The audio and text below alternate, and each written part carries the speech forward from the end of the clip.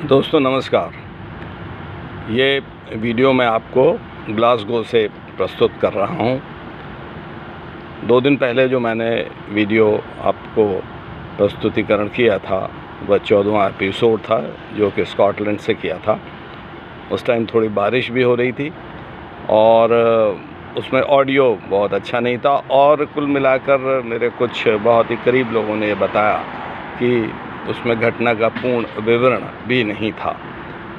थोड़ा डिस्टर्बेंस की वजह से घटना को शॉर्ट करते हुए मैंने अंतिम में बता दिया था कि चूँकि घर वाला ही उसमें इन्वॉल्व था, उनका जो ब्रदर इन लॉ था वह उसी ने डकैती पड़वाई थी, और सबसे ज़्यादा वो ट्रस्टेड पर्सन था उस घर का, और उसकी वजह से जो उसको ढूंढने में बहुत ही दिक्कत इसलिए आ रही थी क्योंकि वो उसको इंटरोगेट नहीं करने दे रहे थे। हमको शुरू से उस पर शक था, पर फिर हमने मुखबिर लगाया और उसको ट्रैक किया।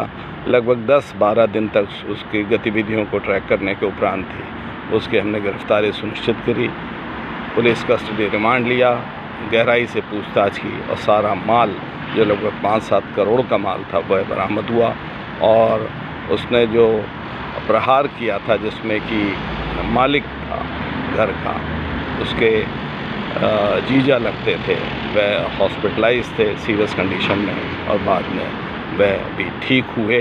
ये सबसे अच्छा उस घटना का स्तर था। मेरा कहने का ये मतलब था कि मैं बार बार इस बात को रिपीट करता हूँ कि मेरे द्वारा जितने भी ऑपरेशंस किए गए उसमें सारे नियमों का पालन किया गया। मानवाधिकार आयोग के जितने भी इंस्ट्रक्शंस थे उन सब का पालन किया गया। किसी में किसी प्रकार की ऐसी भी गोपनीयता जिन ऑपरेशंस में थी उसको दास्तान में व्यक्त नहीं किया गया। आज जो मैं आपको घटना का विवरण दे रहा हूँ वह एक ऐसी घटना है जो कि जनपद सीतापुर से संबंधित है, जिसमें कि एक बहुत ही दुर्दांत अपराधी ने सिपाही की हत्या की थी, और उसके बाद उसकी गिरफ्तारी हुई और वो जेल गया, और जेल जाने के बाद वह वहाँ से जेल से फरार हो गया।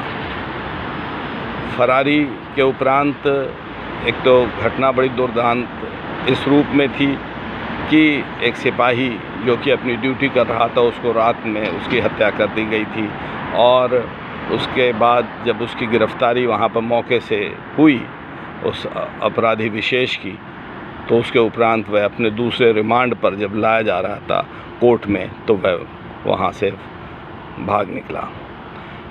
उस अपराधी को पकड़ने के लिए मुझे शासन द्वारा अधिकृत किया गया। मैं उस समय एसटीएफ में था और मेरे साथ कुछ अधिकारी भी लगाए गए। अधिकारियों में विशेष रूप से जयप्रकाश, एक उस समय डीएसपी थे जो आज की तारीख में आईपीएस हैं, और एक आनंद त्रिवेदी थे, वह इस समय इंस्पेक्टर हैं। कुल मिला के कई दिनों तक छानबीन करते रहे, कोई क्लू नहीं मिल रहा था।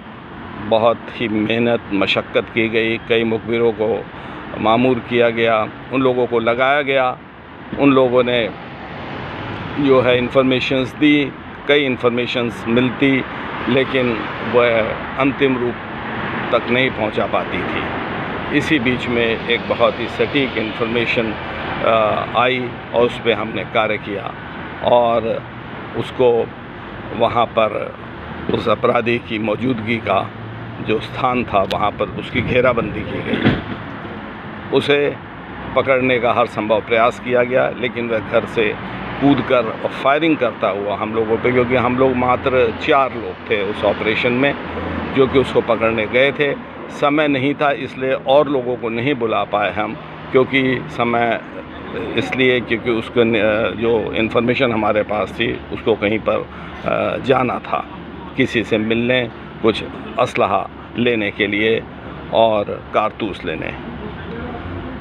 उसे हमने चेज़ किया, काफ़ी दूर तक उसको चेज़ किया, वार्निंग भी दी पकड़ने की कि जो फायर ना करे और सरेंडर कर दे अपने आप को, लेकिन वह किसी भी स्तर से जो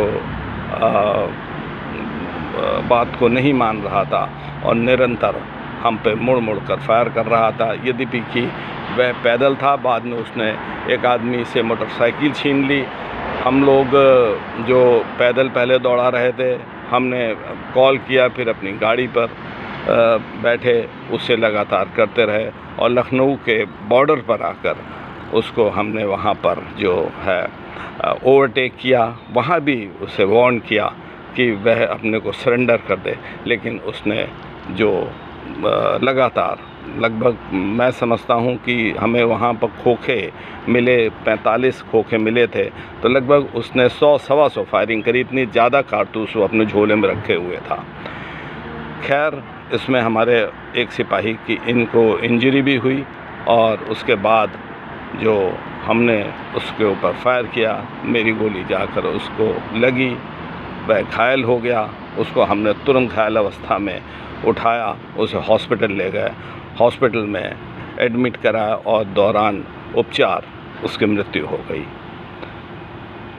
ये जो मैं घटना आपको बता रहा हूँ, इसमें शासन ने और हमारे अधिकारियों ने बहुत ज़बरदस्त हमको एप्रिसिएशन दिया था और इसमें जो रिकमेंडेशंस जो कांस्टेबलरी और जो सब इंस्पेक्टर्स थे उनको रिवॉर्ड मिला था। हम लोग की रिकमेंडेशंस भारत सरकार भेजी गई थी कि इन्हें मेडल दिया जाए। जब किसी कांस्टेबल जो हमारे दिन रात ड्यूटी करते हैं, उनके साथ कोई हादसा हो जाता है तो बड़ा ही चैलेंज हो जाता है और ऐसे चैलेंज को निभाने के लिए हम बिल्कुल आपको बताएं कि फिर ना खाना याद रहता है, ना नींद आती है, और जब तक अपराधी पकड़ नहीं जाता या अपराधी अपने मुकाम तक उसको पहुंचा नहीं दिया जाता, तब तक चैन नहीं आता। और ये उन्हीं घटनाओं में से एक थी।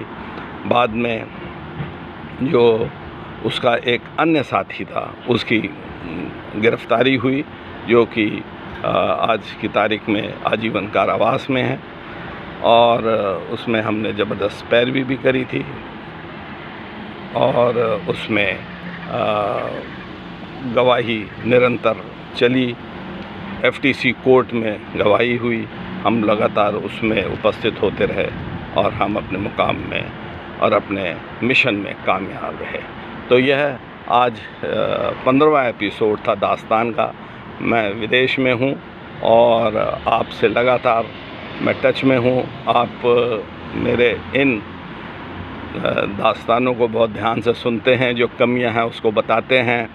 थोड़ा कहीं कहीं ऑडियो और कहीं वीडियो बहुत साफ स्पष्ट नहीं होता है, परंतु उसके बाद भी आप अपना अमूल्य समय देते हैं और अप्रिशिएट करते हैं, सब्सक्राइब करते हैं। मेरे पास शब्द नहीं है कि मैं आपको धन्यवाद दे सकूं। अगला एपिसोड जो कि 16वां होगा, मैं आपके समक्ष शीघ्र ही प्रस्तुत करूंगा और इस बहुत बहुत आपका आभार कि आपने अपना समय दिया। धन्यवाद। जय हिंद, जय भारत।